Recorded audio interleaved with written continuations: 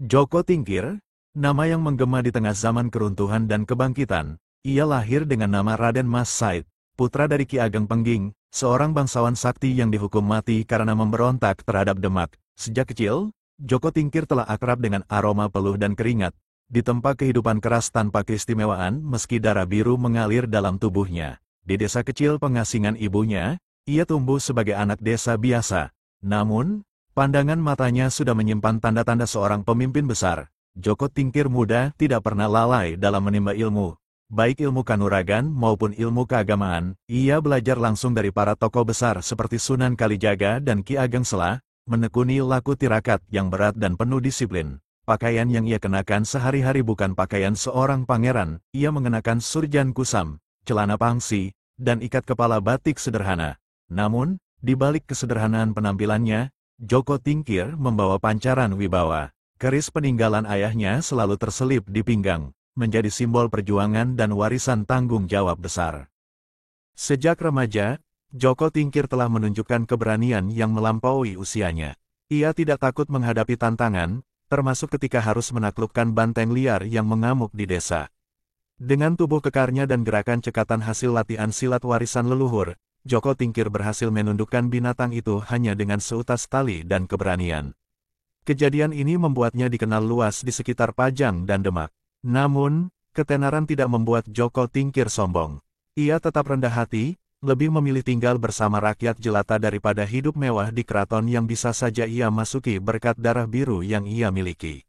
Sikapnya ini mengundang rasa hormat dari para petani, saudagar, hingga para tokoh agama yang melihat ketulusan dan tekad dalam dirinya. Ia pun rajin mengaji dan mendalami makna hidup dari ajaran para wali. Wajah Joko Tingkir yang tegas namun damai, berpadu dengan pakaiannya yang tetap sederhana, surjan dari kain tenun, celana hitam longgar, dan ikat kepala batik corak alas-alasan. Penampilannya mencerminkan seseorang yang kuat di luar dan lembut di dalam. Di balik sorot matanya, ada semangat perjuangan untuk menegakkan keadilan dan mengabdi kepada kebenaran. Pada suatu malam yang sunyi, Joko Tingkir bermimpi bertemu ayahandanya, Ki Ageng Pengging. Dalam mimpi itu, sang ayah menitipkan pesan bahwa jalan menuju kejayaan harus ditempuh melalui laku prihatin dan ujian berat. Pagi harinya, Joko Tingkir langsung memantapkan hati untuk berangkat ke padepokan Ki Ageng Sela.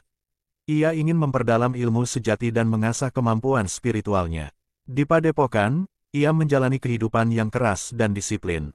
Hari-harinya diisi dengan tirakat, puasa mutih, dan tafakur di pinggir kali yang deras.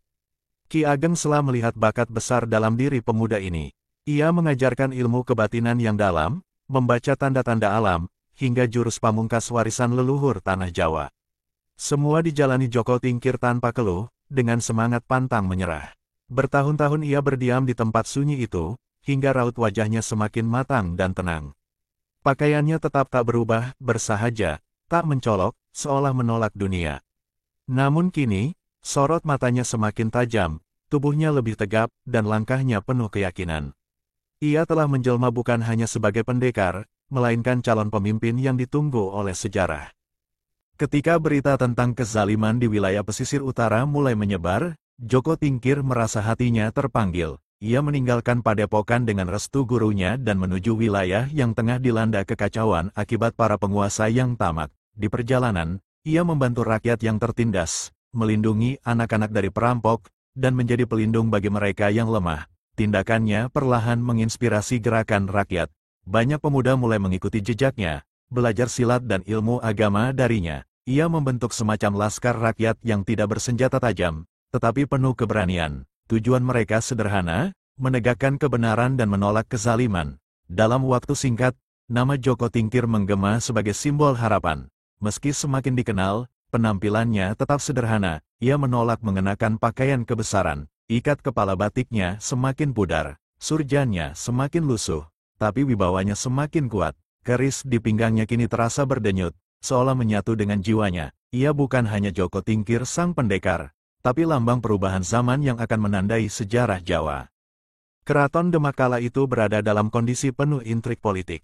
Sultan Trenggana tengah mencari penerus yang layak untuk menjaga kestabilan wilayah. Banyak bangsawan bersaing, namun diam-diam nama Joko Tingkir masuk ke telinga para pembesar.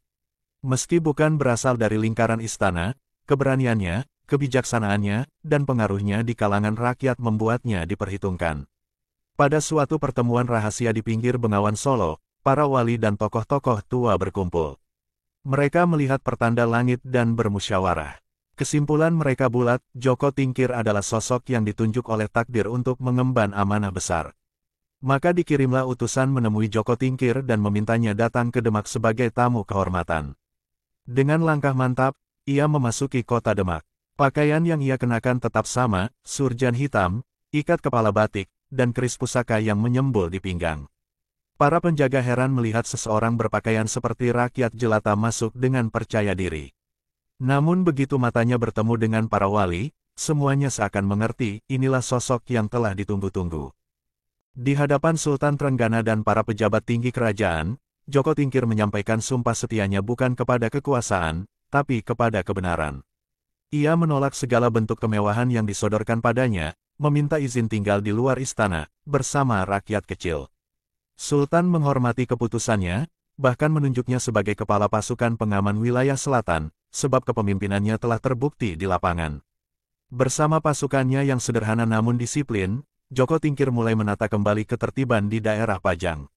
Ia melibatkan para ulama dan tokoh adat dalam setiap keputusannya, sehingga kebijakan yang diambil selalu berdasar pada nilai agama dan kearifan lokal.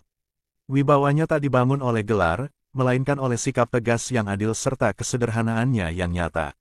Di tengah kesibukannya, ia masih sempat hadir di surau-surau desa, mengenakan pakaian yang sama seperti dulu, surjan dari kain tenun, celana pangsi, dan ikat kepala batik. Ia menyapa rakyat dengan senyum tenang dan tutur kata lembut, tapi bila keadilan diinjak, suaranya menggelegar bak petir. Dalam dirinya, kekuatan raga dan keteguhan jiwa menyatu menjadi keteladanan sejati. Rasa iri mulai tumbuh di kalangan bangsawan istana. Mereka tidak senang melihat seorang, orang luar, menjadi begitu dicintai rakyat dan dihormati sultan. Fitnah pun disebarkan, menyebut bahwa Joko Tingkir sedang membangun kekuatan untuk menggulingkan tahta. Namun Sultan Trenggana, yang telah mengenalnya, tak mudah goyah. Ia justru memanggil Joko Tingkir dan mengajaknya berdialog dari hati ke hati. Dalam pertemuan itu, Joko Tingkir mengutarakan niatnya yang tulus. Ia tidak menginginkan jabatan, apalagi tahta. Cita-citanya adalah membangun negeri yang damai, tempat anak-anak bisa belajar tanpa rasa takut, dan para petani bisa menanam tanpa dijarah. Sultan mengangguk, matanya berkaca. Ia tahu, di hadapannya berdiri bukan hanya seorang prajurit, tapi seorang negarawan sejati. Namun dunia istana memang penuh sandiwara. Para pesaing Joko Tingkir tidak tinggal diam. Mereka menyusun rencana, berharap bisa menjebaknya dalam konflik yang memalukan. Tapi Joko Tingkir, dengan kecerdasannya yang dilatih dalam keheningan, selalu selangkah lebih maju. Ia menanggapi fitnah dengan diam, dan menjawab tuduhan dengan perbuatan nyata. Pada suatu malam, utusan dari daerah selatan datang dengan kabar buruk. Gerombolan perampok bersenjata menyerbu desa-desa, membakar lumbung, dan merampas hasil panen rakyat. Joko Tingkir segera bertindak. Ia tidak menunggu perintah, karena baginya membela rakyat adalah tugas utama. Bersama pasukan kecilnya, ia menyusuri hutan dan jalan setapak untuk menghalau kejahatan. Pertempuran sengit terjadi di Lembah Kedu. Pasukan Joko Tingkir yang terlatih dan berdisiplin mampu mengalahkan kelompok perampok yang lebih besar jumlahnya. Ia memimpin langsung di garis depan, mengayunkan tombak dan memainkan keris pusakanya dengan cekatan. Ketika asap pertempuran menghilang, desa kembali damai, dan rakyat menyanjung pemimpinnya dengan penuh rasa hormat. Namun setelah kemenangan itu, ia tak kembali ke istana dengan membawa trofi atau menuntut hadiah. Ia kembali ke rumah sederhananya di pinggir Bengawan, mengganti surjan yang koyak, membersihkan kerisnya, dan menulis dalam catatan pribadinya tentang arti pengabdian. Bagi Joko Tingkir, kemenangan sejati bukan menundukkan musuh, tapi mengalahkan keinginan untuk diagungkan. Waktu terus berjalan, dan nama Joko Tingkir semakin harum di telinga rakyat. Ketika Sultan Trenggana wafat, kerajaan Demak mengalami kekosongan arah. Para bangsawan terpecah, dan perebutan kekuasaan mulai terjadi. Dalam suasana yang kacau itu, para ulama dan tokoh masyarakat mendatangi Joko Tingkir dan memohon agar ia mengambil peran lebih besar untuk menyelamatkan negeri. Awalnya, Joko Tingkir menolak. Ia merasa tugasnya hanya menjaga ketertiban, bukan duduk di tahta. Namun setelah bermimpi didatangi Ki Ageng Pengging dan Sunan Kalijaga, yang menyuruhnya menerima amanah dengan ikhlas, ia akhirnya menerima. Dengan berat hati, ia bersedia memimpin wilayah Pajang sebagai Raja Muda, dengan syarat tetap dekat dengan rakyat dan menjunjung tinggi nilai agama. Maka, upacara penobatan pun digelar secara sederhana. Tidak ada kemegahan seperti lazimnya. Ia tetap mengenakan surjan hitam dan ikat kepala batik, berdiri di atas tanah yang sama dengan rakyatnya. Ia bukan raja yang duduk di singgasana emas, melainkan pemimpin yang berjalan di antara rakyat, melihat penderitaan mereka, dan berjanji untuk menjadi pelindung, bukan penguasa. Sebagai Raja Muda Pajang, Joko Tingkir, yang kini bergelar Sultan Hadiwijaya, tidak mengubah gaya hidupnya. Ia tetap tidur di ranjang bambu, makan dengan alas daun pisang, dan keluar masuk kampung tanpa pengawalan berlebih. Ia lebih memilih membangun irigasi, membuka lahan pertanian, dan mendirikan langgar di setiap desa daripada membangun istana megah. Semua kebijakan kerajaan dibuat berdasarkan musyawarah dan adab luhur. Di balik ketegasannya, ia tetap merawat sisi rohaninya. Setiap malam Jumat, ia bertapa di pinggir bengawan, membaca wirid yang diajarkan Ki Ageng Sela. Keris pusaka yang dulu ia gunakan dalam pertempuran kini lebih sering dibungkus dan diletakkan di dekat mushaf Quran, sebagai simbol bahwa kekuasaan bukan untuk menaklukkan, tapi untuk melindungi. Ia bahkan mendirikan pusat pengajaran agama yang menggabungkan ilmu bela diri dan ilmu hikmah. Pakaian khasnya tak berubah, surjan hitam, celana pangsi, ikat kepala batik, dan selendang sederhana. Ketika para tamu dari luar negeri datang, mereka terkejut melihat seorang raja yang lebih mirip petani. Namun, dari tutur katanya dan pancaran matanya, terpancar wibawa besar. Bahkan utusan dari Ternate dan Aceh menyebutnya, Raja Bersarung, yang lebih kuat dari pasukan bersenjata lengkap. Namun tak selamanya masa damai bertahan. Beberapa pemberontakan kecil muncul dari daerah-daerah bekas kekuasaan Demak. Sebagian keturunan darah biru menolak Pajang sebagai pusat kekuasaan baru. Joko Tingkir tidak gegabah. Ia lebih memilih menyatukan dengan kasih, bukan menaklukkan dengan pedang. Ia kirimkan utusan, beri maaf, dan ajak bersatu demi Nusantara yang damai. Akan tetapi, saat Arya Penangsang dari Jipang melancarkan pemberontakan secara terang-terangan, Joko Tingkir terpaksa bertindak. Ia memerintahkan Adipati Adiwijaya dan pemuda pemberani bernama Danang Sutawijaya, anak angkatnya sendiri, untuk menghadapi musuh. Pertempuran di Bengawan Sore menjadi titik penentu. Arya Penangsang gugur, dan ketenteraman kembali pulih. Meski menang, Joko Tingkir merasakan luka batin. Ia tidak suka peperangan, apalagi sesama bangsa sendiri. Dalam diamnya, ia sering merenung tentang arah masa depan Jawa. Ia mulai merasa waktunya hampir habis, dan saatnya membimbing generasi selanjutnya. Maka Danang Sutawijaya pun mulai ia siapkan untuk menjadi penerus, pemuda cerdas yang kelak mendirikan kerajaan Mataram. Hari-hari terakhir Joko Tingkir dipenuhi dengan ibadah, tafakur, dan ziarah. Ia sering mengunjungi makam ayahandanya di Pengging dan gurunya di Sela. Ia merasa hidup hanyalah titipan, dan kekuasaan adalah ujian. Ia mengumpulkan para bangsawan dan ulama, menitipkan pesan agar selalu mengedepankan agama dan rakyat dalam segala urusan negara. Suatu pagi yang tenang, tubuhnya melemah. Ia tetap bangkit untuk salat subuh berjamaah di langgar, meski tubuhnya gemetar.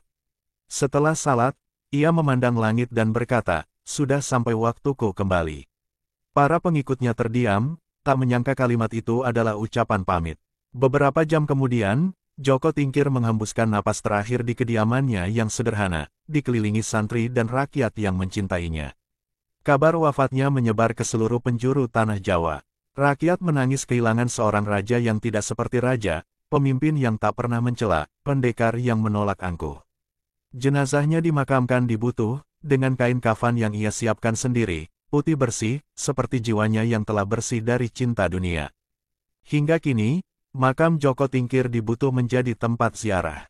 Banyak orang datang bukan hanya untuk mendoakan, tapi untuk mencari inspirasi dari hidupnya. Ia tidak dikenang karena istana, bukan pula karena harta. Ia dikenang karena laku hidup yang jujur, sederhana, dan penuh keberanian. Seorang raja yang memilih hidup seperti rakyat biasa. Di banyak desa, kisahnya masih dituturkan. Tentang bocah pemberani yang menaklukkan banteng, tentang pemuda yang berguru kepada Ki Ageng Sela, dan tentang pemimpin yang rela berjalan kaki demi rakyat. Ia bukan hanya sosok sejarah, tapi teladan hidup yang menjelma dalam nilai-nilai kepemimpinan tanah Jawa. Wajahnya yang khas tegas, tenang, berpakaian surjan dan ikat kepala, terukir dalam batin rakyat hingga kini. Dalam setiap pemimpin yang mencintai rakyatnya, dalam setiap orang tua yang menanam nilai-nilai luhur pada anak-anaknya, nama Joko Tingkir hidup kembali, terus mengalir seperti Bengawan Solo yang dulu menjadi saksi langkah-langkahnya.